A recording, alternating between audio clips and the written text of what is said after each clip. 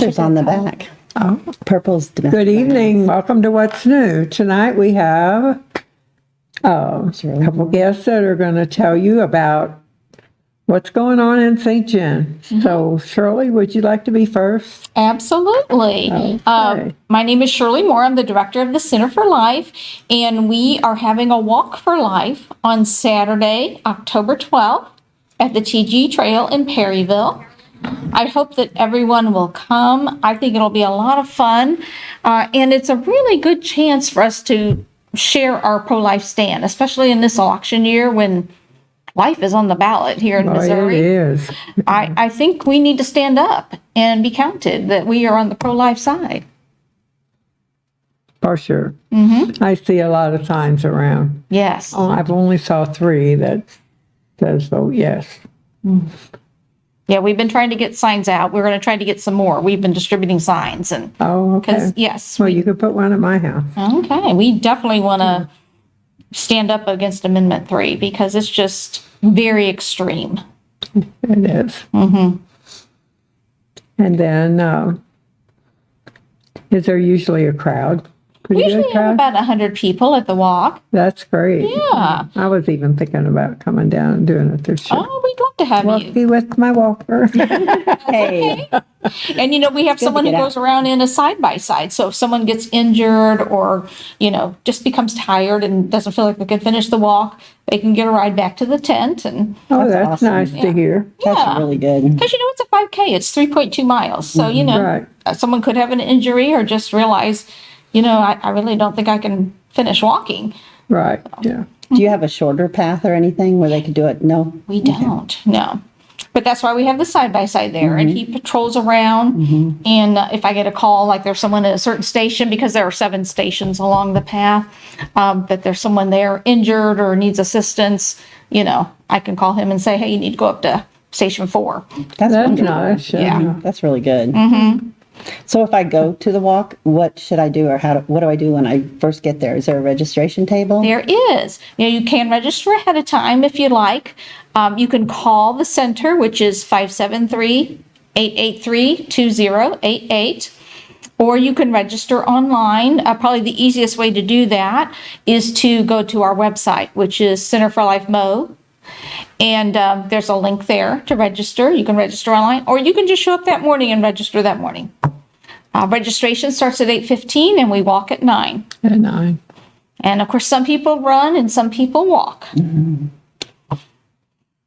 So what does it cost to register? Is there a fee? $35. $35. $35. And if you register online, one of the things it allows you to do is to set up your own fundraising page. And what I do is I just post once a week on Facebook that I'm participating. If anyone would love to sponsor me, and I've gotten a few sponsors that way.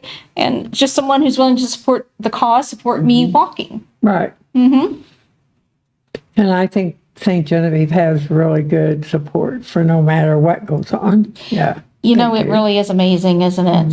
Very sure. close-knit community. It is very much so. And bringing together all the different faiths. I was saying that I was one of the founding fathers of the Options for Women. Yeah. And it was really neat the way we reached out to the different churches and how they did fall into place. And we all came together, all the different, I'll call it different faiths, but I think we're all Christ-based. But they all came together, and it was wonderful seeing all that, that we all can share that common goal. Yeah, that's one of the things I really still enjoy about my work is people from all different denominations come together with a common goal that unites us. And, we've been able to accomplish some good things. We have a center here in St. John, and we also have a center in Perryville. So we've had some good influence. Right. You also do classes, don't you? We do. We do free classes on a wide variety of topics. Parenting, infant care, like you were speaking earlier, or someone needing help learning, just the basics of infant care, anger management, life skills like budgeting. Anyone in the community can come in and take a class for free. And they don't really have to be in a pregnancy. No, they do not. Do not. We've had, matter of fact, sometimes people assume because our name is Options for Women that we only serve women, but we also serve men. If there's a single dad out there, he can come get diapers and assistance, and he can also come take a class if he wants to. That's wonderful that there are classes for people. Yes. Yeah. Yeah, because a lot of people don't have that basis to start off with, like budgeting and things like that. Because yeah. I know with domestic violence that we deal with that too. So we've actually sent people to you before Thank you. that they do the classes, and it gives them that baseline. Because a lot of people don't have that in their, they call it family of origin, where you first start. They don't have that good base, you know, of learning. So Yeah, we see that all the time, that people were just not raised with basic things like having a budget. Right. So many people that was missing in their early years. But, you know, they're ready to stand up now that they're an adult and say, hey, you know, this is something I need to learn a little bit about. and it helps them live a better life because they can budget and they don't have to have shortfalls and things like that. Absolutely. And it's just a matter of educating. It is. Trying to think. And you also help with like diapers, and if we have, like with domestic violence, we will send people to you, and you can give some of those needs that we might not have, you know, baby stuff. And go ahead and finish what I'm saying. No, that's fine. Yeah, we help with diapers, wipes, as you said, other baby items, blankets, clothes. You know, sometimes we have other things like swings and cribs. That just depends, you know, what is donated to us. But yeah, we want to help that So they young- don't have to be pregnant. They can still go to No, you. They can already have the baby and still come to us. Absolutely. Now, a lot of people don't really understand that. I think I'm hoarse. And you Just accept discovered that. donations? We do. We accept up to size 3T in clothes and maternity clothes. Okay. Yeah, I think you're right. A lot of people just assume they know about our pregnancy part, but don't understand about our free classes and about the material support. Right. Yep. It's a wonderful place. It really is. It's a good resource that we have Thank for you. our community. And like you said, you're in Perryville also. Yes. That's One of why. the things we noticed was people were starting to come from Perry County to the center in St. John. And so we realized there's also a need in that area. So we did go ahead and open up a second location. Yeah, our original title, our name was the St. Genevieve Area Center for Life. We said area because we were hearing from other counties and stuff. Yeah. So we put Area for Life in our title. And then we did to do business by, or as, the Options for Women. Yeah. Absolutely. So we started out St. Genevieve Area Center for Life. Yep, and that's still the case. You know, Center for Life is still our umbrella organization, and Options for Women are the names of our two centers. Yep. So the event that we had in the spring, The banquet. the banquet, yes. So that did very well then, It did very well. You know, we had an excellent speaker, very much so, and yeah. of course now his name has slipped my mind. But a gentleman who was adopted Right, and later connected with his birth mother. I was very touched by his story of his meeting her. She had some special needs. She was developmentally delayed. She was homeless. You know, all kinds of people were trying to influence her to end her pregnancy. And she refused. She stood up and refused and gave birth to him. And he went into the foster care system and was adopted by a family. So he had a wonderful story. he had a wonderful life. He did. Yeah. Yes. Yeah, that's why it's so sad that a lot of the people don't carry the baby to full term and put it up for adoption. Yeah. Yeah, Well, I'm a big proponent of adoption. You know, Iris, I'm an adoptive mom myself, and I worked in the adoption field before I came right, to the pregnancy center. So I'm a huge proponent of adoption. yeah. For Yeah, and sure. there's a lot of families that want to adopt. I know several that want to adopt, and I actually know several who have adopted through the foster system. It seems like that's how the ones I know have done it. And it's wonderful because the kids end up in families that can really support them and everything, and that's great for the kids, you know. Absolutely. And the families that want to love, you know, they want to love a baby or a kid. It doesn't have to be a baby. No, it doesn't have to be. You know, different people are called to different kinds of adoption. Right. And that's when they do the teens, I think that's really good Yes. because they really need the care and the love and the support. They do. when And you're they're a the least likely to teenager. be adopted. So, Yeah, so you want to give a little information about the Walk for Life? Yeah, absolutely. The Walk for Life is October 12th at the TG Trail in Perryville. So it's right there at TG. It starts at 9, but we start having registration at 8:15. I hope everyone can come out. We're going to have prizes for the best costume. You know, we're having our Back to the Future theme. Oh, So, okay. you know, if someone wants to dress up I'm going to wear the costume I wore at the banquet. That's what I was going to say. You're well Yeah. prepared. Yeah. I'm going to be Doc Brown again. Yeah.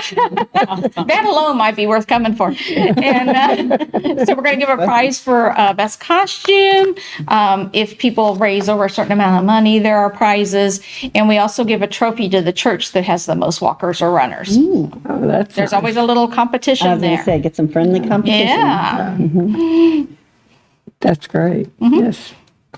And let me give you the contact info again. Yes. Just in case someone wants to register, you can either call me at 573-883-2088 or go to our website, Options for Women Mo.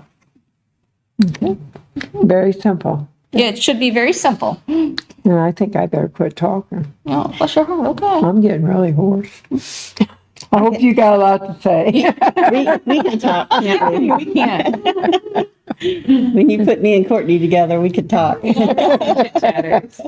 And you can chime in when you want. I just Oh, mom. yeah. Oh, yeah. Yeah. We know Shirley good, so she's a wonderful, wonderful lady. Oh, thank you. So is Iris, so. Oh, yeah. Well, thank She's you. my Girl Scout leader. Yeah, I always. was. She will always, I was. she will always be my Girl Scout leader. Oh, I loved Girl Scouts. Many years ago, huh? Yeah, This is fun. yeah, yeah. Okay, so you guys can start talking. Okay, so my name's Kathy Kreitler, and I'm the domestic violence advocate for St. Genevieve. I've been doing it for about 8 years now. I got my experience and my training through the Safe House for, it was Safe House for Women at the time, but they've changed their name to the Safe House of Southeast Missouri. And they have a new shelter when they changed their name, and they have 3 wings on it. One's for single moms and one's for families, and then they have a third wing that addresses men and LGBTQ people. So they can help all those people now with that new shelter, and it's a wonderful That's shelter. great, yes. They do keep it kind of hidden though, because I've never been there, but that's good. They do that for safety. Most of the shelters do. Right. Bonne Terre does not keep theirs hidden, but all the rest of them do that I'm aware of. So, but anyway, so I got my training down there, and the program that I brought to St. Genevieve is basically what they do in Cape. The staff there were on me for several years to bring something to St. Genevieve because we're kind of a desert for domestic violence. So after their persistence, I went ahead and started. I knew what it was going to take to a certain extent. I knew it was going to be a very busy thing to do, keep me very busy, but it's very good. We've helped a lot of people through the Domestic Violence Division of St. Genevieve Community Services Forum, which if you're not familiar with the forum, it's we just had our 30th anniversary. Shirley's part of it. And we put out a press release that I share a lot to explain to people. But it started with the flood of 93. And the citizens of St. John needed so much then. FEMA and the Red Cross also helped. And they started a core group, which Judy Shelley started. She was one of them that started, and she spoke at our Community Services Forum meeting when we had the anniversary. But it was nurses and doctors, and there were some accountants and things like that that all came together. And they established the forum as a registered health coalition with the state of Missouri. And then from there, they went and it's a 501c3. And then when it came time to make the community center, they did evaluations or whatever. They had professional evaluations to see if the community could take care of a community center. And so they used the forum as a base to run the community center through. And we still appoint board members to that. So the forum is still involved with that, with the community center. But we have a monthly meeting, and any agency that services St. Genevieve citizens is welcome to come. And we have a guest speaker every month, and they talk for 10 or 15 minutes, and they give us information about what their agency does. And we've had, Dr. Palter has spoke several times. Gibson spoke at our last meeting, which Gibson Treatment Center is a substance use disorder treatment organization down in Cape, and they do wonderful. I know a lot of their clients who have done really well with them. And so they come twice a month to the parking lot at the River Rapids Water Park. And so anybody who's dealing with substance abuse, it doesn't have to be the person who's dealing with it. It can also be the family or anybody like that that's, involved with it. They can stop in without an appointment and talk to them. And the reason they come up here with their van, it looks like just a regular office, is because they don't want, instead of having 6 people go to Cape, they just come up here so that our people don't have to drive. So that's why they come up twice a month, and they will come up more if we keep them busy. So anybody that that wants to come is more than welcome to come, and those services are free. So, and they're wonderful. The staff is just wonderful. But anyway, they spoke at our last meeting. So we get different organizations that come through and speak. And after the speaker speaks, then each agency that's present, which is usually 25 to 30 people that come, and they say what's going on with their agency, and everybody can hear. So our clients, we can say, hey, they're doing this, and you would really benefit from that. So it's a conglomeration of everyone sharing what they're doing for the benefit of the citizens of St. Genevieve. So, and as a domestic violence division, I'm an offshoot of that, which I don't know if you've heard of Resources to Recovery, but that's a substance use disorder organization too, and it's for St. Genevieve, and they started as an offshoot of the Community Services Forum, which is what I am now, an offshoot of that, and then they ended up getting a board, which is wonderful, and they have wonderful people on their board. They have law enforcement, they have the coroner, Eric is on the board, or Bosler, and they have the school on the board, they have the Extension Center. I know Australia's on it. No, she's not on it. Okay. And then who else is on the board? I don't know. They have a lot of people that are on the board. Bretton Stevens is on the board. She's a co-president or something like that. And she does the New Vision at St. Genevieve Hospital. So she can take people who need to detox at St. Genevieve Hospital. And then she helps them through that and then sets them up with a program that they can follow through with. So she's big in that too. It's a wonderful thing that we have through Resources to Recovery. Bill Kramer was big in making that group, starting it, originating it. So, so that's where the Community Services Forum gets involved with me. I'm an offshoot of them for domestic violence. I think that's enough of my history. I just wanted to give a basis so people knew, that there is some background there. And then I have support from the local shelters, the ones surrounding us, and the Missouri Coalition Against Domestic and Sexual Assault. They know me by name. Even their new employee knew who I was. So I'm like, oh, everybody knows me. But that, and then the Safe House too, I still have contacts with and everything. So I have a lot of experience, and I can help someone from the very beginning where they're just making a phone call and they're in a situation that they're not comfortable with. I can start there. I spend a lot of time on the phone giving them support and things like that. I never tell anybody what to do. I offer them options. I tell them, I've seen this happen, I've seen that happen, and they have to make the decision. Often we'll talk about domestic abuse and how it works, but often they haven't been able to make decisions. So it's very difficult because they've been told what to do. So it's very difficult for them to do that. So I just help them along. So I offer support, and then if they need, I'm not a lawyer and don't offer legal help, but if they need help getting like the ex parte or legal aid or anything like that, I can help them do that, with the legal aspects of it. And then also like with apartments or housing, our jobs, I've done references and things for that to help them along with that. I have a wealth of information, don't I? Yes. I have a wealth of information when I get a new client that I can share with them just instantly through my phone, which is very valuable to them. And I can help them like build credit. There's all kinds of programs and things that I know about that helps them become independent if they decide to leave. So, and then I can help them all the way until they get into their apartment and they have they're like an individual. They stand alone, and they've started their independent life is what I was wanting to say. Even after that occurs, because of their history of being in an abusive relationships, they're more inclined to turn to that.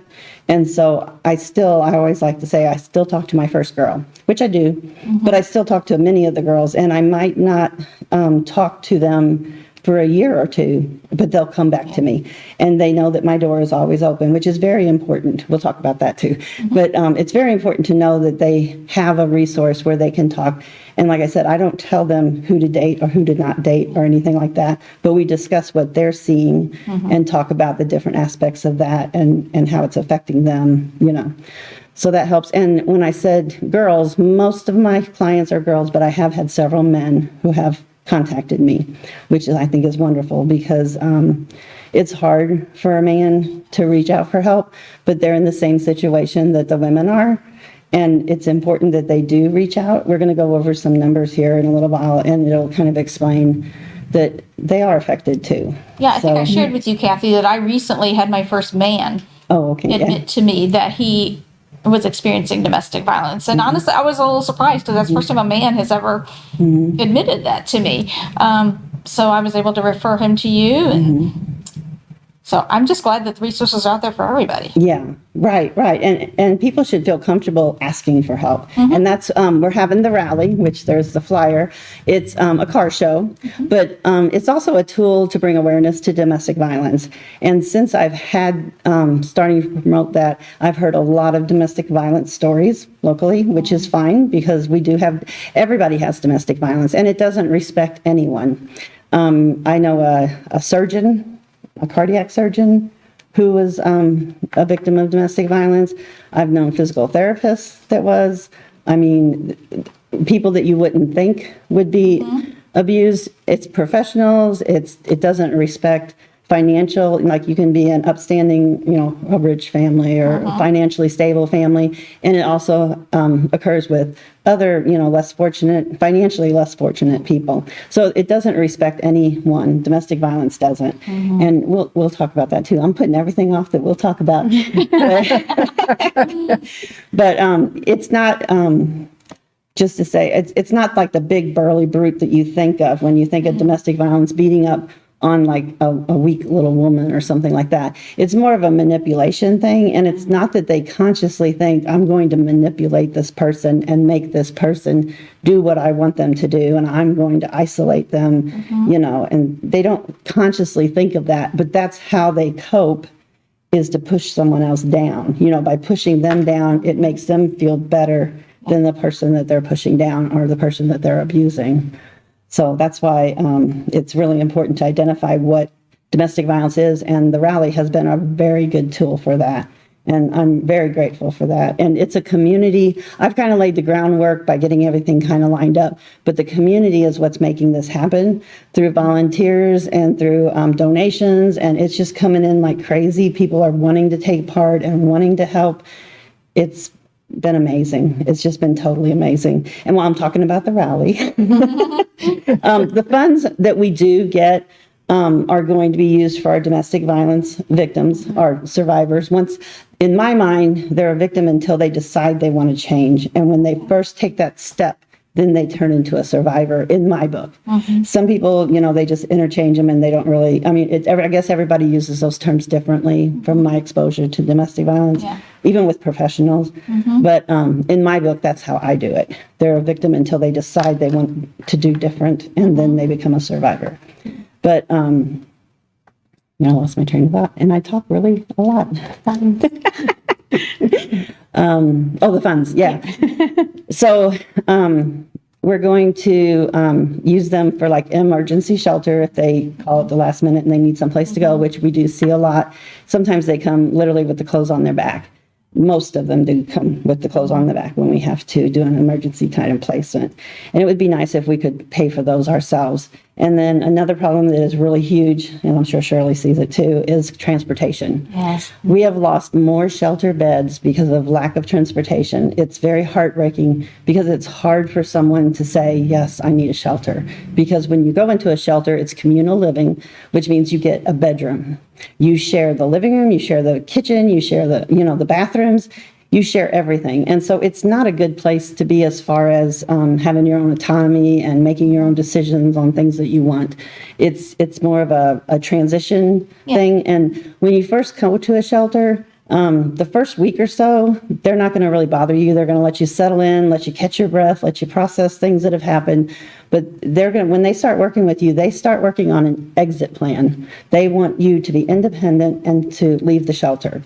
So it's kind of like, pushing one out of the nest. You want them to soar when you push your child out of the nest. It's kind of like that with domestic violence.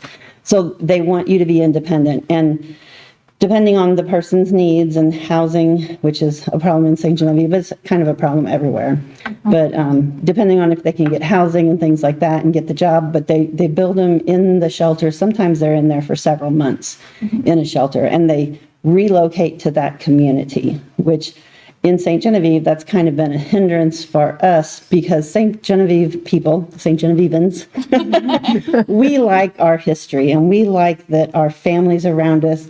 We like the kids being in the schools, that we have, because we really treasure our community, and our families, and we like having those roots. And if you go to a shelter, they're going to relocate you to where the shelter is. They're going to get you a job in that community. They're going to get you a housing in that community. Your kids are going to have to go to that school. So they're going to lose what they have in St. Genevieve. And because of that, the shelter is not really appealing to our citizens. So that's going to be an ultimate goal, is to have a shelter here in St. Genevieve. Oh, that would be wonderful. But yeah, one step at a time. But so the shelter bed is one thing that we lose because of transportation. So we would be able to pay, say, an Uber driver from another town to come here that has a shelter. They could come here, pick up our person, and then take them back to where they're located at, to where the shelter is. So that would be excellent if we can do that. And then another big cost that we have is what they call RFDI cases, which that blocks the electrical technology things. I don't even know the terms to use now because I'm brain dead. But technology is such a big thing now, and many abusers, everybody's getting more educated on technology. So more people are learning how they can remotely get to these phones, and they can track these people. And they know where they're going, they know where they've been. Sometimes they can even get the conversations or who they've talked to and things like that. They can really do a lot in a survivor's life by using their phone. So if we use an RFDI case, they can put it in this like a purse kind of billfold case. They put their phone in there and nothing gets through to the phone. So they're hidden from their abuser.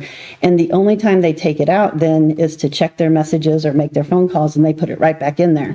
So the only time that their abuser can actually find them through technology is when it's out of the case. Okay. And I always tell them, get your job done, put it back in the case. And they are very grateful to have it. I had one client that went through 3 phone numbers. And when I say went through, I mean their abuser found their phone number and was able to swipe their phone. They lost all their documentation to prove stalking and things like that.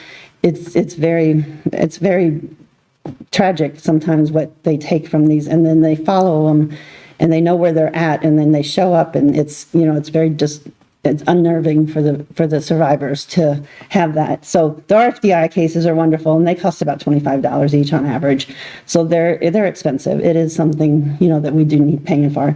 And then education is big. I do a lot with education of the survivors, but also of family, the community, and myself. So I stay up on the laws and what's going on in networking so that I do have those resources. Speaking of resources, we're bringing Catherine Veneer. She is the lead special victims prosecutor in the state, And I've met her through my connections. And so I brought her to town, and our prosecutor, Wayne Williams, is working. The three of us are working to bring her, and we have a date set for her to come. It's a professional training, so you have to be a professional to come. But she's going to teach on the dominant aggressor. So she'll teach the professionals, which would be prosecutors. She teaches prosecutors how to prosecute these cases, law enforcement, social workers, DOC, the staff at the courthouse. I mean, I've been to many of her trainings, and she's an excellent speaker. She's very interactive when she speaks. But what she's bringing to town would be to identify the behaviors, so that they know what to look for, what to document, so we have more successful prosecutions. And also to identify who the abuser is, because a lot of times in domestic violence incidents, someone gets beat so much that they eventually fight back. And when they fight back, then sometimes they're accused of being the abuser, when actually they're just like, I've had enough, kind of thing. So it's going to help with all that. Like I said, she's a great resource for the whole entire state, and we're very lucky that we're getting her. I mean, it's wonderful that she's coming. So anyway, that's going to be January 29th, and that's for professionals. And if they have any questions, they're welcome to call the domestic violence phone number on the flyer, or you can also contact the prosecutor's office if you're interested in going. And this includes like nurses, a law enforcement officer, DFS is going to be there, just anyone who deals with a domestic violence victim, because they can tune into what's going on and help the situation. So that's one of the ways we bring speakers in, and through networking. What else we're going to do with the funds is bank them. That's when this all first started. I went to our officers, which is Felix Meyer, represents FEMA, and he's our president. Happy Welch is our vice president. And Crystal Schumer she's the breastfeeding peer. She's our secretary. And then Karen Stubbe is our treasurer. So I went to the officers and I said, if I make too much money, which that's a good problem. That's a really good problem. But because I'm very frugal, and I don't really spend a lot of money. I try to keep it, I've gotten my grants in the past from the county, and that money is gone now. So I have to raise my own money, and that's why we're having all this. But I told them, I said, what if I make too much money? And they all agreed they'd bank it. So they're going to bank it. It's going to grow. And eventually, hopefully, maybe after a few rallies, we'll have enough to have a shelter, which is my dream. Yes. I mean, it would just be so wonderful to have a shelter here in St. Genevieve. And the only way we're going to get it is by getting the ball rolling. And then having the whole community take part in the rally has just been wonderful. It's just been amazing. So there's a need here in St. Genevieve, and we have organizations that want to come forward and help. Perfect. Okay, so I've done enough talking. That's what we're going to do with the funds. I want to introduce you to Courtney Cassidy, and she is one of my clients. She's a little shy, but once you get her going, she talks more than I do. That's true. But she's one of my clients. Do you want to say anything as an introduction before we've got some paperwork that we wanted to show you guys too? I am a domestic abuse survivor. I am completely free now. It was a 22-year relationship, 19 years of marriage, and it was a lot of everything that we're going to go over. It was very traumatizing, and Kathy's been instrumental in helping me just kind of put my life back together and put one foot in front of the other and feel what it's like to be free. Yes. With myself and my kids. I'm so proud of her. She's come so far. And look at that smile on her face. To think of where she was when we started, and just feeling so trapped and so isolated and alienated. And Very much so. Yes, definitely was just definitely isolated, very much to myself, wasn't allowed to work, really have many friends. A lot of relationships were destroyed. But it's all coming back now. Yes. Look at that smile. Her life has just turned completely around. I mean, besides her smile, she's working now, which is wonderful for her because she's being able to be independent, and she's able to support herself and her two sons on her own. And she might be working 2 jobs and going a little crazy doing it because it takes a lot of time to work 2 jobs. And she's still raising her boys. She has her own apartment, which was difficult to do. But all of those are big steps because Courtney can testify that it's the way that domestic abuse works is they make you feel like you can't do it. They call what's called gaslighting, and they'll make you think, like if, say you're cooking and you burn supper, they'll say, you know, how could you burn supper? You can't even cook. But they don't consider the fact that you had, you know, 2 or 3 kids jumping off the walls and you were doing this over here and you got this do it, you know, and you got to get this done too. And you got 16 things going on. So, you know, supper got burned, and it's sad that supper got burned, but that does not mean that you're incapable of cooking supper. But that's what they'll make you feel like. Yes, and they do that from all angles. It's never just one thing. It's they'll pick apart relationships, friendships. Even if you are able to work, they really go after those things too. So they just really make you feel inferior, and that it's hard. It's really hard to bounce back from that. And after especially years and years of that, you believe it. And they also, you know, financially control you. So that was a big thing for me. I wasn't allowed to work, so he was the provider. So if I were to leave, who is going to provide? And then the answer for me, which isn't for everyone, was my family. And that's a huge burden. So those things constantly play through your mind. So it makes it hard to step away. Courtney has been blessed with a wonderful family support system, which I love them. Yes, Yeah. I am very, very, very fortunate. I have a great support system. My family is wonderful. I have a couple of close friends that have stayed by me through everything. And without them, and Kathy and my lawyer, she was amazing and is now a friend. So I really lucked out when it came to that. I know that isn't everybody's case. That isn't most people's case. Most people are in this alone, and that is hard. And you already feel alone. You felt alone the entire time, even though you were surrounded. Or like in my case, I wasn't left alone pretty much ever.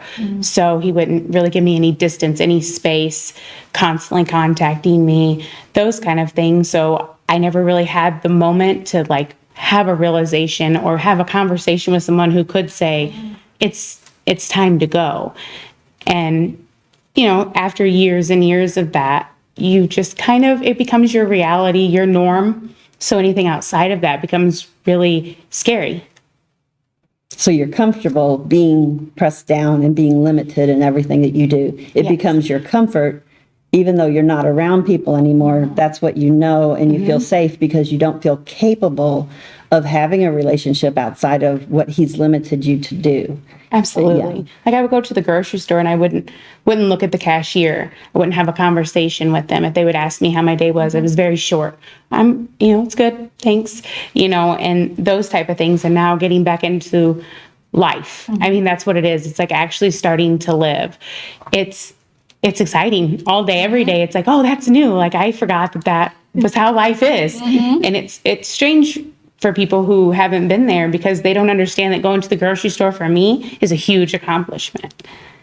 Because you were told you couldn't go Right. through it. You weren't capable. It's not that you couldn't walk through the doors, but you were incapable of shopping. You Right. were incapable of making a meal. You're incapable of holding down a job. You can't do anything without your abuser doing it for you, is the Right. way they make you feel. And just having to explain yourself all the time. It's like in my instance, it was a really jealous-filled, controlling situation. So it was, why did it take that long? Who did you speak to? Those type of things are me just innocently saying like, oh yeah, I saw so-and-so at the store. They said to tell you hi, became a huge fight. So you learn to not have those interactions so that you don't have what comes from it. And I think that is misunderstood a lot, that it's not always just someone hitting you or telling you can or can't do something. It's they make it so miserable, and the things that come after it, you just stop doing it because you know the repercussions. It's kind of like if you touch a hot stove that hurts, you don't do it again because you know it hurts, not because someone told you don't do it. Yeah. Yeah, you've come a long, long way, baby. What gave you the courage to reach out for help? I had a really amazing counselor. Kind of funny is that my abuser told me that I was the problem and that I had to go to counseling because it was me. So I did that. And she was instrumental in helping me. Every time I would say something that just didn't really add up, she would say, but is that true? Like, is that really how you feel? And that might not work for everyone. I think that everyone should have a counselor and find one that works for you, that you feel comfortable with, you can be yourself with. And she was very big in me being strong enough to leave. And I don't think that it's ever one thing. I think that it's a culmination of things, and that you get to a point where you just can't do it anymore. And as wonderful as Kathy and all the resources are, my family told me I couldn't even tell you how many times to leave. That's why she doesn't do it, because it doesn't help. Yeah. You end up feeling judged by that. And then you're no longer a resource. You're no longer someone I can talk to because I already know your opinion. So it's better to just have someone that will listen to it until you get tired of having to say it. And one day that'll happen. And however long that takes is fine. It's perfectly fine. Everybody moves at their own pace. I mean, it took me 22 years. So. Yeah. Yeah, and we all, as a domestic violence advocate, we always let our clients make all the decisions. I never make a decision. And in fact, I never call a client, ever. They always call me, because they have to make a choice every single phone call that they want to be independent. They want help, that they want these things. So I never call them. And even if I want to call them, like one time I had a girl that went into preterm labor, scared me, and I wanted to find out how she did and how the baby was. And it was hard not to call, but I don't call them.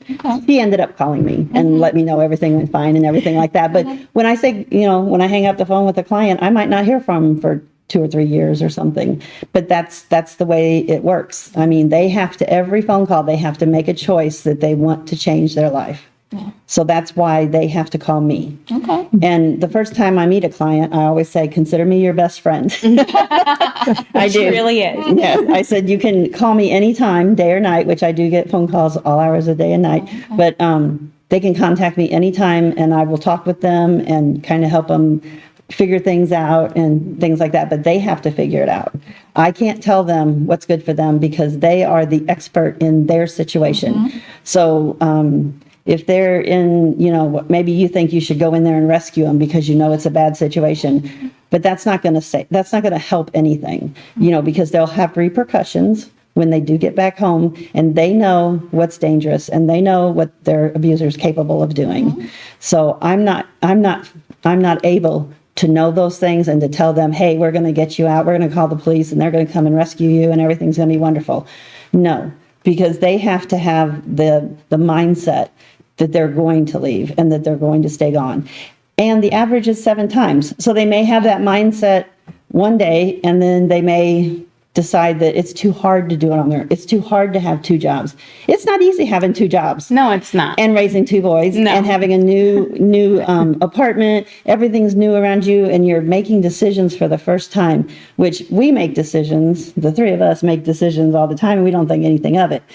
But when you're a domestic violence survivor, you're not even allowed sometimes to make a choice what kind of clothes you wear, or if you wear those shoes, or how you wear your hair, or what time you get up in the morning, or they can control the silliest things.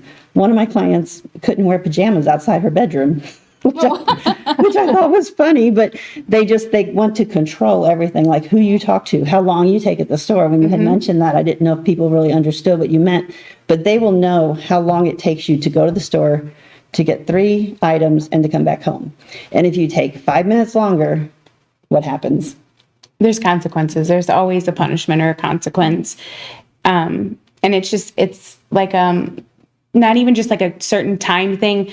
I'm not sure that this is how it is for everyone, but with me, it was like, questions. So anytime we weren't together, it would, like a normal conversation between you and a friend or your spouse, just like, oh, what did you do today? Oh, you were at the store. How did that go? They would just be trying to conversate. So for us, we feel like, oh, normal conversation. So you answer those questions, and then they pick those apart and they twist them and they turn them until now you've done something wrong. And now it's a fight. Now you are defending yourself. And the more you defend yourself, the guiltier you become. So then they have a reason. So it's not necessarily them just telling you, you can't do this. It's questioning or putting you in a scenario or situation where you've now done something wrong, so they're justified in their actions, so that they can attack, whether it be verbally, physically, they can attack and they feel okay about it because you are now in the wrong. And over a period of time, you learn that the only way to try to mitigate that is to avoid those situations, which isolates you even further, which makes you more depressed and more vulnerable to all those attacks. So it doesn't actually help, but in your mind, that's what helps in the time. You just want it to stop in the time. So if me not doing this, me not going to the store, or me not talking to this friend will stop this, I'm willing to do that, especially when there's children involved, because at the core, that's what we all really care about. So if it stops that fight from happening, if it stops that weeks-long argument in front of your children, of course you're going to do it. So, and it happens over time. And they're not like that all the time. That's the thing, is that, you know, abusers aren't just abusing you all the time. I'm sure that that happens, but in general, they're not just mean and these horrible people, monsters all the time. They're actually these really charming, charismatic, loving, kind people until they're not. And it's a different mask that they wear. And when that mask comes off, it is completely different. And that makes you feel more isolated because out in the world, they only see one thing. Yeah, so whenever an abuser does that, they decrease your self-esteem. So you don't feel like you're able to do things. It makes you question who you are and what you can do. And your family and friends are watching this happen, and they're like, leave, why aren't you leaving? You know, and it's because you don't feel like you can leave. You know, you do. In your mind, you don't think that you can do it. And in your mind, you think that you are the guilty one. And it is the reason these things are happening is because it is my fault, because they do this gaslighting is what they call it. When you feel like it is true, because they're putting that on you that you're guilty of this and you caused this to happen. And it's because of you. And when it happens so many times over and over, you start to think it probably is me because it didn't happen to anyone else. And, an example I give a lot with domestic violence is grooming, which you hear grooming with like sexual abuse and stuff, but it happens kind of with domestic violence the way that it works. So it might start where they might say, you know, why are you wearing that shirt? That shirt doesn't look good, and everybody thought you looked bad in that shirt. So then you're like, oh, why did I wear that shirt? Why did I buy that shirt if it's so bad? And then they might say, you know, your hair looked really bad and everybody's wondering why you did your hair that way. And, you know, I don't want to go out with you if you're wearing those pants, or, you know, you did this today, so we're not going to we're not going to go out on our date, or we're not going to go shopping. I mean, I recently had a lady that was going to buy diapers, you know, with her person. They were going to go shopping because she has no money. And so he was going to take her shopping, and they ended up in a huge argument, so they didn't go shopping, so her baby didn't have diapers. But it's always the mom that we see. I mean, what I see is the mom takes the responsibility when actually the dad isn't providing diapers either. But it's the mom that's kind of the guilty one for not providing diapers for her baby, even though she has no income. But anyway, they do this grooming, and it decreases your self-esteem to where you can't really do anything on your own. So when a victim turns into a survivor, they are so low, the amount of self-will for them to stop it and for them to say, I've had enough, I'm going to make a step out, is incredible. I mean, because you don't think you can do it. I mean, you don't think you can brush your own hair, much less leave and be independent and take your kids on, you know, with you. So that's why advocates are so important, like what I do. It's so important for people to know that I'm out there. And it's not that I'm a savior or nothing, but I can connect them with the people that can really help them, because I have those connections. And so they can go to them. But I'm also an ear. I mean, I spend a lot of time on the phone talking with them and, you know, making it to where they feel comfortable going to someone else and getting the help that they need to be independent. But when you think about being so insecure and put down so much that you don't think you can even make supper, How are they going to be independent and move out on their own and get a job? I mean, they haven't been able to work and they've been told they can't work and they can't even make supper because they burnt it. So how are they going to hold down a job? But the grooming, going back to the grooming, so they'll kind of insult you a little bit and you take it to heart and you think it's real and it just keeps building and building. And I always say, like, you're walking down the hall and you might brush into him. And of course, you're the one that ran into him, and that's a whole big fight. And then later, I mean, it might take years for this to happen, but later they might actually like run into you and you might hit the wall or bump into him. And it was a collision, more or less. And of course, that's your fault too, you know.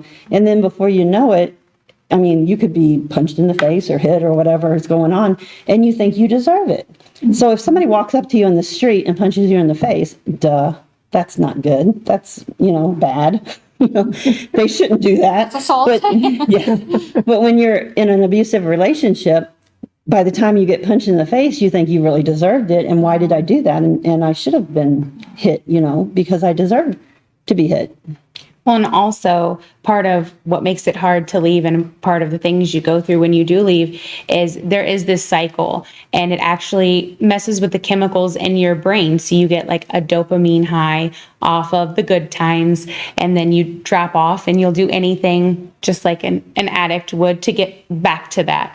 So when you leave, you literally have withdrawals. For the first almost month, I literally shook and could not stop shaking. It was like I was freezing all the time. And that was a reaction from having that withdrawal from those chemicals in your brain. And they do usually refer to that as like a trauma bond. And that does happen. And that gets confused with love so often. It's not actually love. It is a trauma bond. But you don't really, it's so hard to realize it. Like, I'm months out now and I still like have what they call rumination, where good times pop into my head, where I have to remind myself, we actually had this conversation, I have to remind myself that was only a good time. It was only a good memory because I sacrificed to make it that way. Had I not done everything I was supposed to do that day, that wouldn't have turned out that way. It would have been another bad day. So it's a constant reminder, and it doesn't just go away, but it does get better and it does get easier, and it's worth it. Definitely. But it's very hard. You are a warrior. I call my girls warriors because you fight, don't you? Yes. They're domestic violence warriors when they break free. When Courtney was talking about the highs, you know, and the lows, in a normal relationship, in a healthy normal relationship, it's a give and take. So, you know, they do nice things for you, you do nice things for them. There might be some argument and stuff like that. I mean, that's normal. And bringing up arguments aren't bad. You might fight with your partner all the time, but it's how you fight that's important. Is it respectful? Are you voicing how you feel, and are they voicing how they feel? You know, and it should be an equal thing. So it's not that you're fighting, it's that you're respecting each other when you're disagreeing. And it could be how your relationship works. And that's not domestic violence. That's not abuse if you're equal. The abuse comes when someone is swinging and wanting you to do things you don't want to do. So what happens often in a domestic violence, the beginning of a domestic violence relationship, and this is important for teens too, when they start dating, if they learn this early, which education is a big part of what I'm trying to do. But if they learn this early, whenever someone, we call it love bombing, when they give you like a dozen roses, or they want to take you on this lavish trip, or they really want to show off and show you what a wonderful person they are. If you're with them, you're going to have this wonderful life. A regular, normal person, a healthy person, is going to say, this is me, and this is who I am, and these are the things I do, and they're just going to be average because they are confident in who they are and the life that they have, being healthy and being happy doing their stuff. They don't have to buy you a dozen roses for you to like them. You like them because of who they are. But in a domestic abuse type situation, when you're dealing with that personality, they don't feel that they're capable of wooing you and winning you over just with who they are. So they have to buy the dozen roses every other day, and they have to take you on the trip because you're not going to want them if they don't, is what is in their mind. So it's really their low self-esteem that makes them overcompensate to win you over. Now, when you're the one receiving all these things, it's wonderful. because you're like, oh my gosh, he loves me so much. He's going to buy me this and we're going on this trip and he just can't live without me. He calls me every 5 minutes to see how I'm doing and I say I love you and he says I love you. And that's what goes on in their head, you know, because they think they're just so wonderful. This guy just absolutely loves them, everything about him. So it's when you're being love bombed, it feels good. You know, you kind of get the dopamine high and you're like, this is awesome. So then the way the cycle works is you have that high and then you kind of get into a low, which there gets tension building. And there's those little things like brushing in the hallway and you're wearing the wrong clothes and all this thing. And then it builds up until there's an explosion. And it doesn't have to be violent. It could be like a verbal disagreement or something like that. But there's this big explosion. So you go from loving down here, building up tension until it explodes. And when it explodes, sometimes, you know, they might leave for a few days, the victim might leave for a few days, or, you know, something happens and there's a huge shift with that one explosion. And so there's peace. A lot of times they might like the explosion when it's over with because they get peace. They might leave the house, they might live with a friend for a few days or weeks or something. You know, maybe it's a year or so before they get back with their abuser. And they have that cycle. So when you recuperate in that quiet time, that actually, you know, you get a break from all the stress and tension, then the love bombing starts again. So when you have a relationship that swings, that's not good. You want a relationship that's steady, that you know what they're doing, they know what you're doing, you know where they're at, you know they love them, that you don't have to talk to them every 5 minutes to know that they love you. You know, if you have someone that's constantly calling you, constantly wanting to check up on you, that's not a healthy relationship. A healthy relationship needs to be equal, and you have to have trust. You know, if they can't trust you to go to the store and back, if they have to time you and know how long it takes to drive, and that you stop somewhere else, or maybe you stayed in the store and talked to a friend, but if they're keeping that tight, they have to have that much control over you, that is a huge red flag. So in domestic violence, we talk about red flags a lot. So when you see a behavior that's a red flag, you need to kind of pay attention to that and see if it comes up again and see if it, you know, starts to repeat. Journaling is really good for everybody. Anybody who wants to journal, and you can write down what's happening, good and bad, and you know where you went, and just anything you can journal. But when you're in a domestic violence situation, when you go back and look at that journal, you can say, oh, we went out to eat here, and I talked to those people, and then all this explosion, and then it got better, and then we went out to eat again, and then we had another explosion. So you can go back and look over that and see how the cycle works.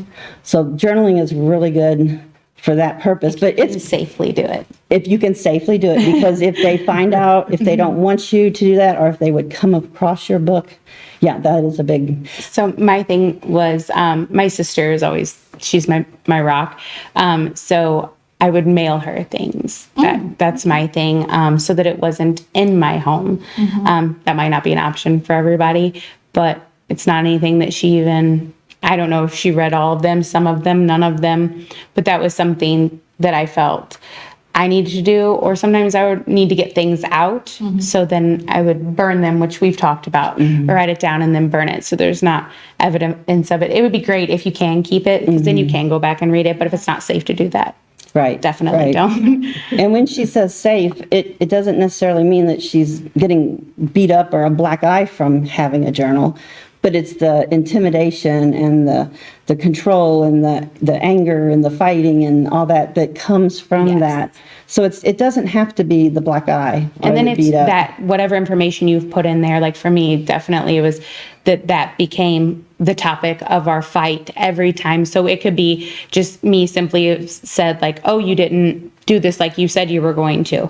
And then, well, you wrote this horrible thing about me. And so that is now the topic of every fight we're ever going to have, is it will devolve into that at some point. So it always gets used against you. Anything that you share, anything that is discovered gets twisted and turned and used. For sure. Yeah. And I think I already said this, but it's not like they're calculating that they're going to do this. It's not that they're thinking, oh, I'm going to get mad at her because she can't write about me, or, you know, I don't want her wearing pajamas outside the bedroom because of this reason. It's more of the control, because they feel like they can control you, which makes them feel powerful. And they feel like they're in control when they can control you. So when they're putting you down, they're built up. So while we're on that topic, we need to move along. We could talk for a long time. Trust me, we can. So I brought some information. And this is domestic violence loves wheels. We love wheels. We have wheels on everything.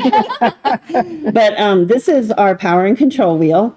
And I'm going to have Courtney help me walk through this because I can't read it. And she's going to talk a little bit about each one. And each one is a way of abusing someone, a way that someone can abuse you. So if you identify these things, you can stop the behavior. And sometimes the behavior can just be stopped by, you can tell a friend, and maybe your girlfriend can talk to them about what they did, or a guy that you're friends with can talk to him about what he did. It doesn't have to be a counselor. It can be, a friend. It could be clergy, or anyone that you respect and you like their opinion, and that the other person respects and acknowledges their opinion. So it doesn't have to be drastic. And the thing that I like is if we stop these behaviors when they start, identify them, if we bring attention to them and identify them, you can call it right away. And maybe you can just do it with them, like saying, why do you not want me to wear my pajamas outside the bedroom? I want to. I want to take my shower at 7:00 in the evening and watch TV in the living room and go to bed at 9. That's what I want to do. And have that conversation. But if you don't, then it builds and builds and builds and builds. So these are some ways that you can be abused. And if you can identify these, just, deal with them right away before they get so much that you're so beat down. Okay. And learn how to set boundaries. Yes, boundaries are very Boundaries are important. huge and hard to maintain. Yeah, and if someone's offended by a boundary you set, that means you need to set the boundary. Because if it doesn't bother them, then it's fine. It's not an issue. But if it does bother them, that's an issue. And it's good that you set the boundary. And a boundary means to say, I don't like this. I don't want to do this. Like, say, I don't want to go to Applebee's. So that's a boundary. Whatever reason you don't want to go to Applebee's, that's your personal, you have a right to like and dislike everything that you like and dislike. So if you don't want to go to Applebee's, just say, I don't want to go to Applebee's. Now, if they make you go to Applebee's, that's a problem. So Like setting a boundary isn't about telling the other person what they can or cannot do. It's about saying what you will do if said thing happens. So if you say, I don't want to go to Applebee's, and they say, we're going to go, and be like, I am actually not going to go. I don't attend that, but you can go. That's your choice. We're different people. So it's just saying that this is where I stand. This is what I will allow. This is what I will do. And this is what I will take, the course of action I will take if you keep pressing that on me. So like if they were to say, you don't get to wear your pajamas out of the bedroom, well, I'm going to do that. If you don't like that, that's fine. But then I will pack my things and I will be somewhere where I can wear my pajamas wherever I want. It's those things without having a conflict and argument all the time. Just, this is where I am and this will be the consequence of the action. This is what I will do about it. what's important is you have a right as a human being to give consent for what happens in your life.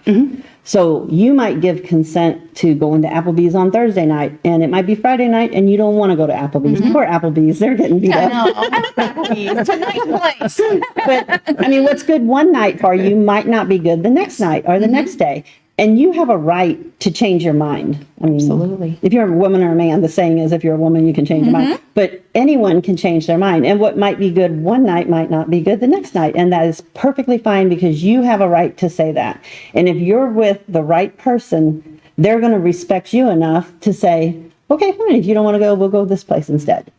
If they love you, it's going to be that equal. And if it's a power thing, they're going to demand that you go. And that's, you don't need that. You have a right to choose what you want to choose in your life.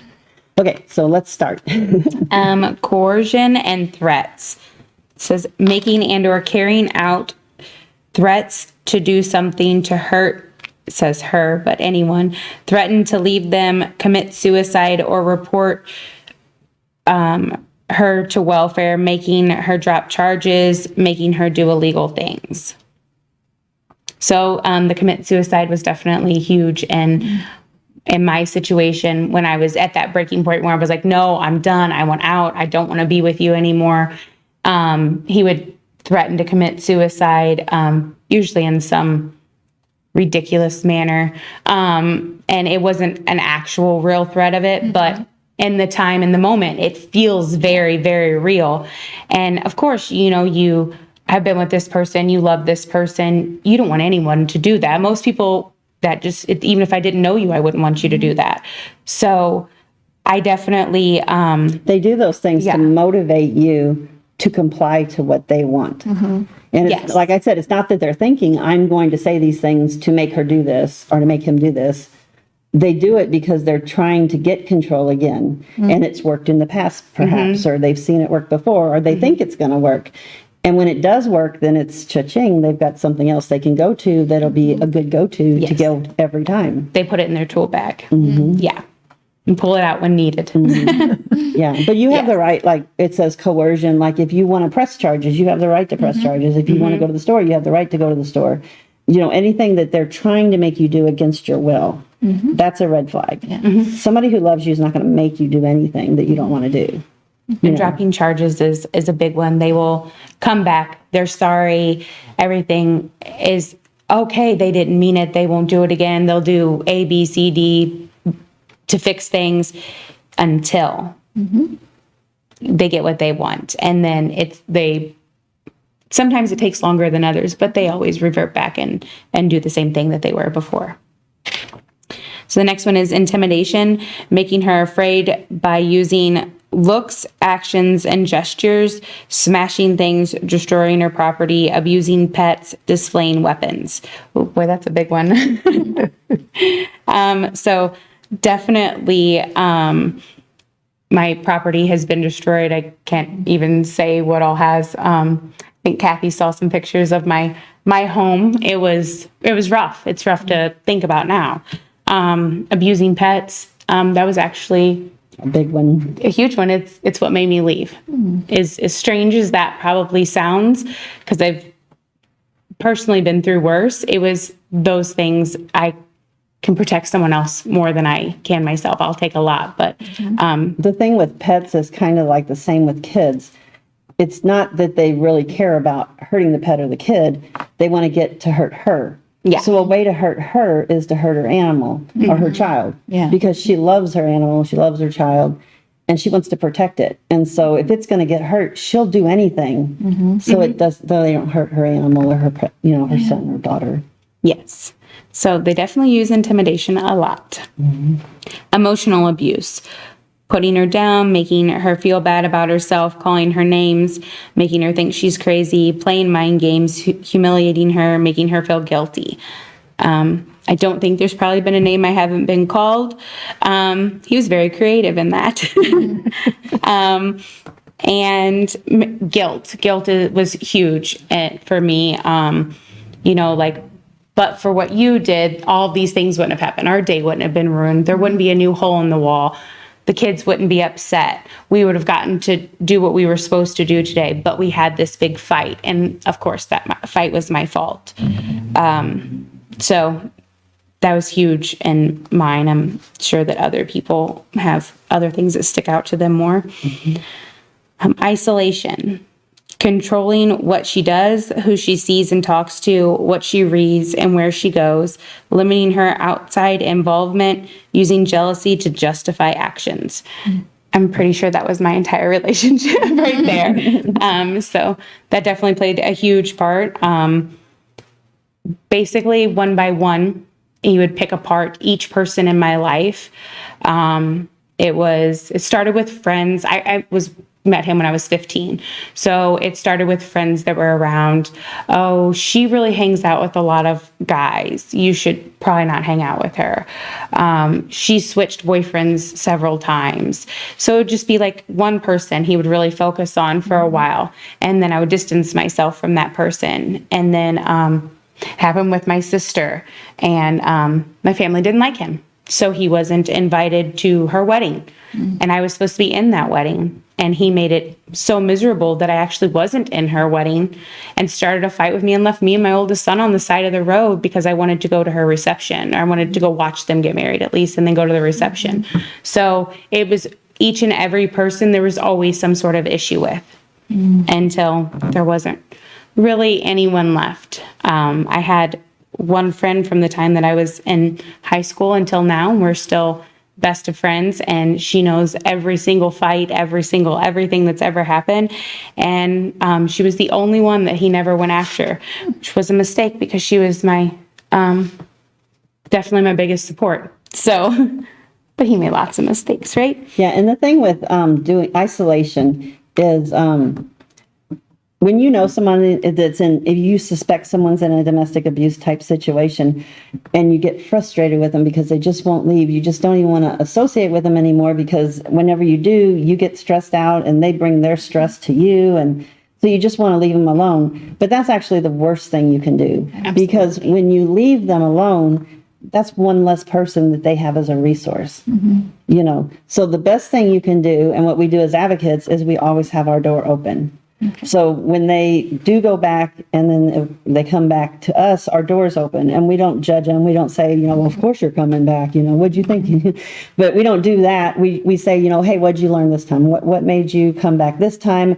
And what did you learn, you know, about yourself and about him and about your relationship? And so we keep our door open, and we're non-judgmental. And it's very difficult when you're a friend or family because you're not used to dealing with that kind of situation. But to leave someone that you think is an abusive situation alone makes them more dependent on their abuser, because they have them to leave. Yeah. We know we should not be in this situation, but it's always a lot more complicated, and there's a lot more things that run through our mind than just leave. Like if someone came in here right now and was being rude to us, it'd be really easy for us to pick up and leave. But our children aren't here. We haven't paid for this place. All of our belongings aren't here. You know, we haven't built a life here. So it's a lot harder than that. So when you tell someone to just leave, yes, obviously that's the easy answer, but it closes that door. So something would probably like, I'm always here to listen. I'm always here for your struggle. And if you ever decide to leave, I will help you do that, or find resources to help you is a more helpful way to get us out of the situation, because otherwise we feel judged, and we're already being judged and put down. And it's just, when you say that, then you're like, oh, great, you feel that way about me too. So everything they've said to us feels like it's being ricocheted off of you onto us again. And like, oh, you see it too. And that can be hard to bounce back from. And it's embarrassing. Almost every single victim is embarrassed that they're in the situation they're in, because they feel like they made that choice. They picked that person to be in their life. How could I have put myself in this situation? And they're embarrassed. So a lot of people don't want to ask for help because they feel embarrassed that this has happened to them. But it's not anything that they consciously do. You know, you don't know that this is happening. You don't realize that you're adapting your behavior to meet their needs until you're really low. Absolutely. And by then you have like no self-esteem to where you can get out, and you're alienated from your friends and family, and you're even more dependent on them. And you're thinking, how can I leave? And when you think of a domestic violence victim, when they leave, they are leaving everything. So imagine what you would have to give up if you walked away from your life right now, walked away from your house and your family and your school and your groups and everything, to go relocate in another community in a shelter to try to build a new life when you can't even make supper. So it takes a lot to walk away from everything, you know. So our domestic violence survivors are true warriors. They are true warriors. Minimizing, denying, and blaming, making light of the abuse and not taking concerns about it seriously, saying the abuse didn't happen, shifting responsibility for abusive behavior, saying they caused it. So that's, In a nutshell. yeah, I mean, that pretty much sums it up. It's never their fault. It's always someone else's, even if it's not you that they are mad at the moment. So like I think I spoke to you earlier, like the truck broke down. It was clearly the truck's fault. It's not because I drove at 100 miles an hour and never did an oil change. It was the truck. And I was the one that okayed the buying of that truck. So, and it became my fault. I should have known that. I should have reminded him. I should have done things.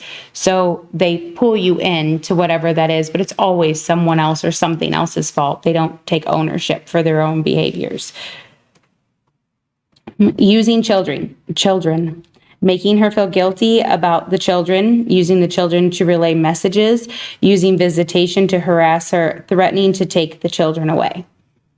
Yes, for sure. They definitely use children. If I would try to get in my car and leave to get away from a fight or situation, if I wouldn't answer his call, he would have as the boys got older, they would call me. Dad's yelling, he wants to know where you are. I'm like, I'm on my way back. Or if I were to walk outside to get away, then he would hop in his vehicle to leave so that I was stuck there because the children were there. So he could go do whatever he wanted. He knew where my heart was and that I would stay with the kids and I wouldn't be the one to leave. So, and then even after I left, there was a few visitations there, and like his only interest was to disparage me and talk about me. You see that as an advocate, you see that a lot where they'll use the children because they love their kids so much they'll do anything for their kids. And so they use the child to get to the mom. So it's not really that they're interested in the child because they've never been interested in the child. They've never taken part in their care. They've never gone to their school activities. They're not really interested in the child, but their target is their partner. And so they'll use the kids as a way to get to them. If you want to see the kids, then you need to come home. Like they might leave an abusive argument or a situation and they want to stay gone, but then their abuser's like, well, you're not going to get to see the kids. I'm not going to let you see the kids. And so then they're like, do I ever want to see my kids again? Or then that brings them back into the domestic violence situation. And you see that a lot where they're not really interested in the kids. They want their target because this is the person that they've been able to control and they feel good when they can control the person. So it makes them feel good. So they're like the drug of choice. The abuser, the victim is their drug of choice and they get feeling good because they can put them down. They can't put down their coworker. They can't put down their boss. They can't put down the lady at the supermarket that took forever checking them out. They can't control them, but when they get home, they can be angry and take it out on their victim. So it's that kind of thing. But with using the kids, we see that a lot. And then also threatening like DFS, if you don't do this, then DFS is going to be called. And you see that with other organizations and stuff like that, where they'll say, if you don't make this better, then we're going to separate you and take your kid away and all this. And that's terrifying for a mom. Yes. The mom does not want to lose their kid for anything. I mean, think how you would feel if someone was threatening to take your child. You would fight tooth and nail to keep that baby or the 10-year-old or 12-year-old. Or They're all babies. Yeah, they're all babies. Even when they're 34, they're still your That's baby. right. And they also use them in the opposite. Like for me, like I had made him leave and kicked him out, but then he would call, oh, can I just see the kids? I miss them and I love them. And it's not fair to keep them away from me. And then I would say, sure, you can visit with them. And not for 1 second did he spend time with them. It was a tactic to get next to me to start the mind games. I'm sorry. Can we just talk for a minute? Can we just discuss this? I'll go to counseling. I'll do this. Can I just spend the night tonight with the kids? So it's just, they'll take little by little and little until they're back in. And remember, they're not monsters. They don't have furry hairs and horns and all that. It's a regular person who's just learned to manipulate someone else so that they feel better. So when they're doing that, they look wonderful and they're charismatic and they're the person you fall in love with. And they say all the right things. Yeah, they say all that. And you do love that person. You want that person in your life. So you're going to concede to those words. But then that tension builds again and then there's an explosion and then... like if you said you were sorry to me and I won't do that again and I am going to take the steps to make sure that doesn't happen again, I would be like, oh, I appreciate that. Thank you. Let's move on. And so that is a normal human. That's what you want. So then you agree to that. You accept that contract. And then when they don't hold up their end of it, it's actually, if I wanted to walk away again, it's actually me that is the problem in their eyes because no, you said that we were moving on from that. Yes, but you said a lot of things that you didn't do, but we don't talk about that. So it's a constant that it's never their fault. It's always put back on you. And when they say the average is 7 times, it took this much to leave the first time. The next time is going to take this much and this much more. And each time they lose, it gets harder and harder for them to break free. Because, it just takes that much more that you hold down. You get held down that much more severely. And they have so many tools that have worked So you have to it's like beating a level of a game. You have to beat every level. And by the time you're at the boss, you're too worn out. You can't do that. You're just like, oh, it's fine. Let's just quit, And so it's that final push that you have to get to, but it's a lot harder than it sounds. Yes, yes. Well, you have to remember their mindset too. They don't think they can do anything. I mean, and it doesn't get there overnight. And it's hard to explain to people unless you've seen the situation occur. But their self-esteem is so low, they don't think they can do anything, much less move out on their own and get their own apartment and work a job and support themselves. So, Economic abuse, preventing her from getting a job or keeping a job, making her ask for money, giving her an allowance, taking her money, not letting her know about or have access to family income. So as I already touched on, I wasn't really allowed to have a job. And even when I tried to kind of do things, there was always a reason why I couldn't continue, whether it was childcare or things at the house weren't getting done, or it was, you talk to someone at your job, there's a guy there that's interested in you, you're having too many conversations, and again, you just get worn down over time. It's not worth it. You try to avoid the fight. and with the financial abuse, you also see as an advocate where they'll give them like $20 or $50 for the whole week worth of groceries, and that's all the money they get. So even though he makes good money, he only gives her $50, and she doesn't have a job, and she can't have a job because he won't let her. So now she has to make food and make meals for a week on $50. And they do the best that they can, but that's another way that they use the finances, and they also control the phone, and they control even the lights, you can't turn on the lights kind of thing. But, if you can imagine not having your phone or having your phone turned off as punishment. Like if you were in an argument with them and they were frustrated and they felt like they lost, they'll turn your phone off. And then you can't call anyone. But we see this a lot. I mean, as an advocate, I see this a lot. Well, mine would run to the bank every time that if I would leave, I tried to leave several times, he would run to the ATM and withdraw all the money out of the account. So I had no access. I mean, he did that this time as well. I just, it finally dawned on me that I had more options than him, which I know sounds so strange because nothing in my circumstance changed.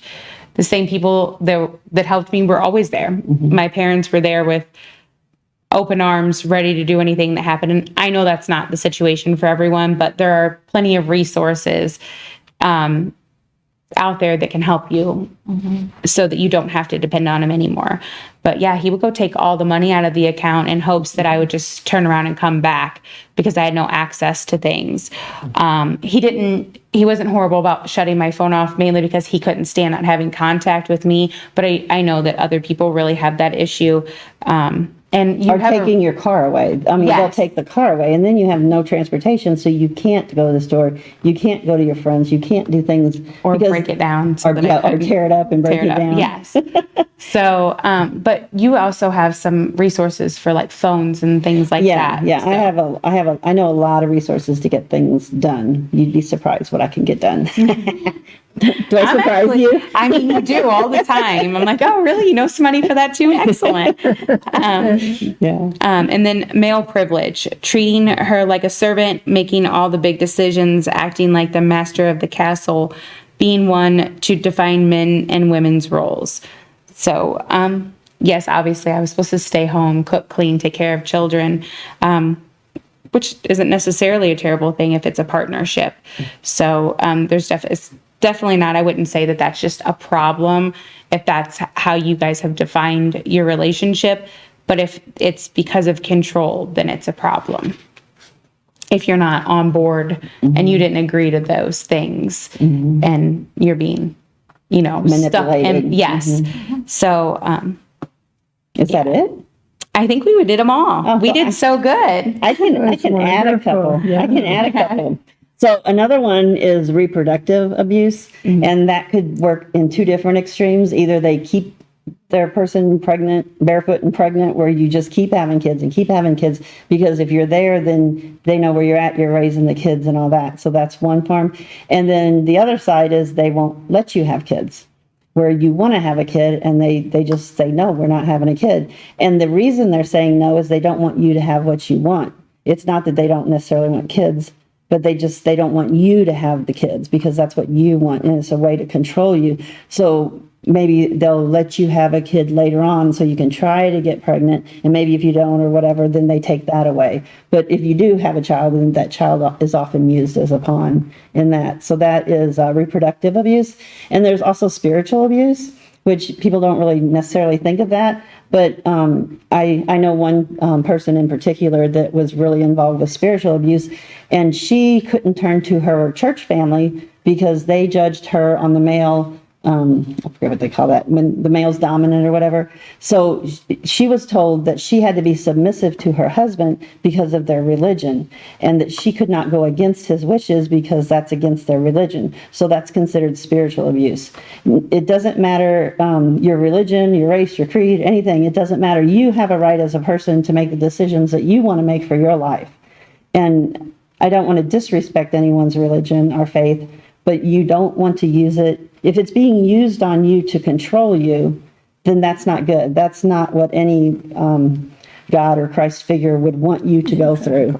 So you have a right to your opinion. And, if you want, and the church family not supporting her was very difficult on her because her whole world was her church. Like they went to church together, they went to school together, all their groups were the same friends, through the church, not specifically Sue, Mary, and Jean, but everyone she knew was kind of involved with the church. And so it was very, very difficult for her to break free from that, because not only did she have to break free from like what Courtney did, where she's living with them and has to be independent, living in a house and things like that, but she had to break free from the spiritual, where you feel what's right and wrong. And she was told that it was wrong. So she was dealing with her heart issues as if this is wrong because of my faith, but yet I don't like to be abused and I want to break free, and then she had no support from that whole community. So it's not just like one friend saying, don't leave because it's against, our religion. It was the whole community was saying, no, we don't get divorced in this religion, or whatever. So, that's another form of abuse that we see. Yeah. Are you getting your eyes opened up tonight? We just keep talking, don't we? That's good, because I don't think my voice is not good tonight at all. I thought maybe we were shocking poor Iris. So I've got some numbers that I prepared, and I wanted to let you guys know that these numbers are the city and the county numbers put together on these certain topics. Okay. And it's You have 4 minutes. 4 minutes. Yeah. Oh, well, no, we'll run through this really quick then. Okay. 4 minutes, I didn't know. See, we can 8:30, talk. yeah. Oh, I didn't know that. Okay, so this right here is the victim's sex, and when we do the city and the county numbers together, we came up with, we got 62% of the victims are female and 38% of them are male. So that might be shocking. A lot of people think that it's the woman that's always the victim, but according to our numbers, that's what it came out to be.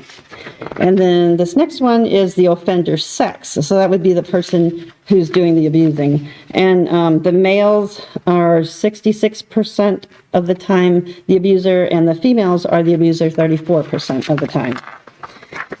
We got victim race, which we're basically a white community. So 95%, oh wait, let's see. 98% of the victims' race are white, and 2% are black, and there's nobody under other, so there was no other like Hispanic or Oriental or anything like that. So this one didn't come out right on my chart, but on the offender race, it's the race is 95% white and 5% black. And then this next one is the female victim, and this is a relationship thing. So the boyfriend, girlfriend makes up 23%. Can you help me do this? Yes. So It's an ex-boyfriend or The ex- girlfriend. the ex is the first. 23%. The current boyfriend or girlfriend is 22%. Spouse, 17%. A child is 13%. Parent, 10%. Sibling, 7%. And other family member is also 7%. So that's when the female is the victim. So the next page is going to be if the We had a male victim, didn't we? Yes, it's the next one. Oh, I missed that one. Go ahead and go for it. It is, well, oh, this is by the offense. Yeah, we must have skipped that one. We're going to keep going though with what we have. So the female victim by offense is a simple assault, which is 71%, and the aggravated assault is, 19%, and intimidation is, 4%, sodomy, 2%, kidnapping, 2%, and other.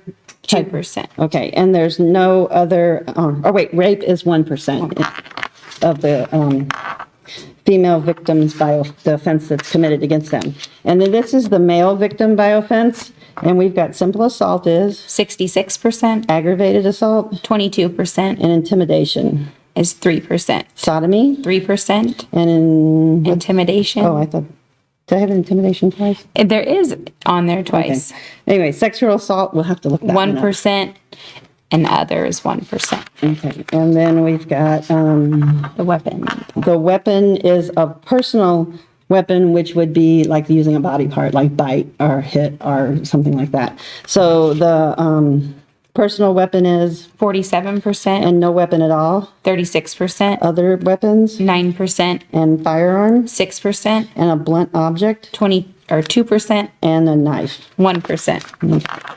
And then under injury type, so how they're hurt, or what's hurt by them, is no injury at all, 70%, a minor injury, 25%, possible injury, 2%, major injury, 1%, unconsciousness, 1%. and then a broken bone, internal injuries or anything else are 0. So that just kind of gives you a synopsis of what's going on in the community, the city and the county together. So, is that 4 minutes? You made it. Anyway, the rally's coming up. I didn't even get to talk much about that. Hurry. Oh, we have, Ives Towing has sponsored our trophies, which is great. It's October 5th from 10 to 12, or 10 to 3, I'm sorry. We have wonderful prizes. I hope you see the flyers around town. What else can we say? It's going to be a really fun time. Everybody's going to be there. Yeah. I've got the surrounding counties have actually really, with just car show people, but also the domestic violence people are really excited about this. The different shelters have told me how excited they are about it. And we have a Survivor's Choice trophy. It's 15 inches tall. It has gears all over it. And if you are a survivor of domestic violence, no questions asked, just talk to a person with a white scarf on, and we will give you a ticket, and you can vote for that specific trophy. Our cycle trophy is 24 inches long. It's on a wrench that's 24 inches long, and the cycle is 23 inches long. It's almost the whole length of the wrench. So you can go to the rally car show and see the Facebook post and the Facebook event, and you can read about all the things that's going to happen. There's a lot of free stuff. We have a free children's raffle. After the kids vote, everybody gets to vote on their favorite vehicle. After the kids vote, they get a sticker, and then we're going to give them a free ticket to win a total of $150 worth of the raffle. And then after the 50-50, the second drawing, the first 50-50s for half the money. The second drawing, after the first one's finished, is going to be for a $150 basket. And those are donated by, is it Jennifer and, I'm sorry, the Smith family. She has a pallet company where she buys pallets and she sells the things off of them. Jennifer Smith? I just went brain dead. Talking too That's fast. okay. You But they have a talked a lot. pallet and clean out is her Facebook page. And where is this going to be held? Oh, it's at the River Rapids Water Park here in St. Genevieve at At the the water water. park. Yes. And so the main parking lot's going to be for the car show. And if you want to park in the other parking lot, that's great. We're going to have scooter burgers there. We're going to have Iron Dogs there. Luna Ice is giving away 100 ices, and that's sponsored by St. Gen Towing. It's going to be an awesome event. We're going to have emergency vehicles there. I think we're going to have 3 different types of wreckers there. It's just going to be an awesome event. There's a lot to do with Wonderful. the family. Everybody gets a vote, which is awesome. So you have to come. Don't miss out. Everybody's going to be there. Come see us. Yes. Oh, and we're selling these wonderful shirts. They're $20 each, and this is a Facebook page that I've had for a lot of years. It gives positive memes and a little bit of information about domestic violence, and it's going to be an awesome event. Buy a T-shirt. come and visit us. We'll see some awesome cars and trucks, vehicles, cycles, and just have a good time. Bring your friends and meet your friends there, and it'll be fun. You'll see Shirley there too. She's going to I will be volunteer. there. Yeah. See you there. Yeah. Okay, I'm done. Okay. Well, thank you everyone who tuned in to listen. A very, very interesting show tonight. Lots of information. And if any of you need any help, be sure to contact. So, You want to give a number? yeah, it's 573-880 5540. Yeah, I had to think for a minute. Let me see the flyer. Okay. Let's see. It's a new phone number for us. Yeah, it's 573-880-5540 that you can call and ask questions about domestic violence. You don't have to give your name. It's always confidential. You can give Susie as your name. We don't care who you are. We're going to treat you just the same. So you can text to, just reach out for help. And there are resources there that will be there to pick you up and carry you through the whole process. So don't feel like you're alone. Give us a call and we will help you. We will help you do it. And you can do it. You can do it. You can. You need to be who you were meant to be. Okay. Well, thank you both for being here tonight. I'm sorry I can't talk very good for some reason. I told you we could keep talking, didn't You I? did. Yeah. So we'll just tell everyone good night. Good night. Thank you for